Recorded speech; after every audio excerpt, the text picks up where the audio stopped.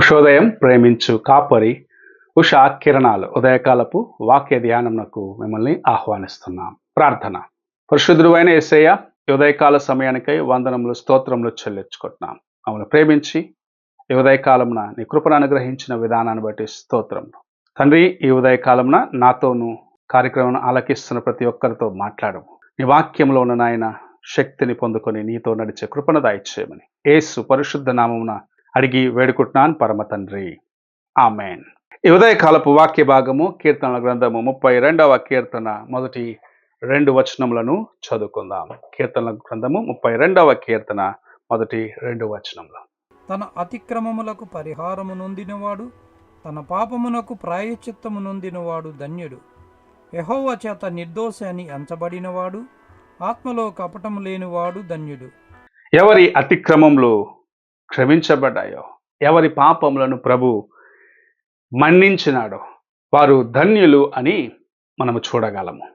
ఈ ఉదయకాల సమయమున మనము ఈ ధన్యతను మన జీవితములో అనుభవిస్తున్నామా? ఈ ధన్యత మన యొక్క జీవితములో ఉన్నదా అని పరీక్షించుకోవాల్సిన వారిగా ఉన్నాం.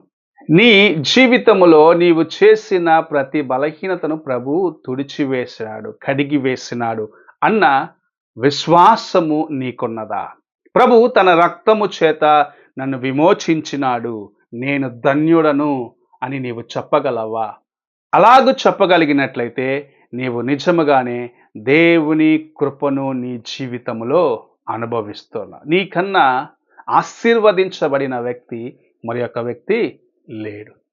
ఎవరి పాపములను ప్రభు మన్నించినాడు, ఎవరి అపరాధములు ఆయన తుడిచివేసినాడు, కప్పివేసినాడు, వారు ధన్యులుగా లెక్కించబడతారు. ఎందుకంటే వారు దేవునితో పాటు ఆయన రాజ్యములో ఆయనతో పాటు యుగ యుగములు జీవించే కృపను సంపాదించుకుంటారు.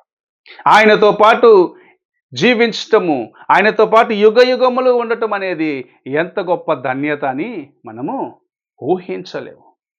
అనేకులు ఈ లోకములో కొంతకాలము ఉండే సుఖము కోసము పరిగెత్తుచు దేవుని కార్యమును, దేవుని రాజ్యమును మర్చిపోతూ ఉన్నారు.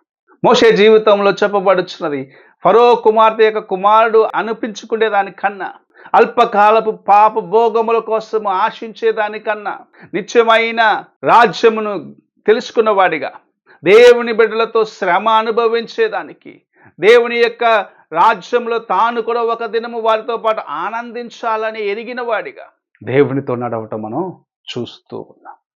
ఈ ఉదయ కాలమున నీవు నీ హృదయమును దేవుని ఎదుట ఎలాగో కాపాడుకుంటున్నావు? అల్పకాలపు సుఖము కోసం, కొంచెం కాలము కంటికి ముందు కనపడే రమ్యమైన కార్యములుగా ఉన్న వాటి కోసము పరిగెత్తి నిత్యత్వములో దేవునితో ఉండేదానికి, దేవుని యొక్క రాజ్యములో ఆనందించే ఆ కృపను నీవు నిర్లక్ష్యము చేస్తున్నావేమో ఒక్కసారి నీ హృదయాన్ని పరీక్షించుకో.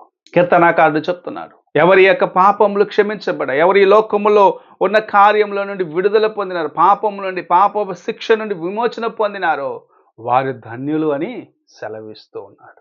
ఎవరి పాపములను ప్రభు జ్ఞాపకము చేసుకోడు, ఎవరి అతిక్రమములను ప్రభు తుడిచివేసినాడు, ఇంకా ఎన్నడూ జ్ఞాపకము చేసుకోనని చెప్పినాడో వారి ధన్యులు అని కీర్తనాకారుడు మన జ్ఞాపకం చేస్తున్నాడు.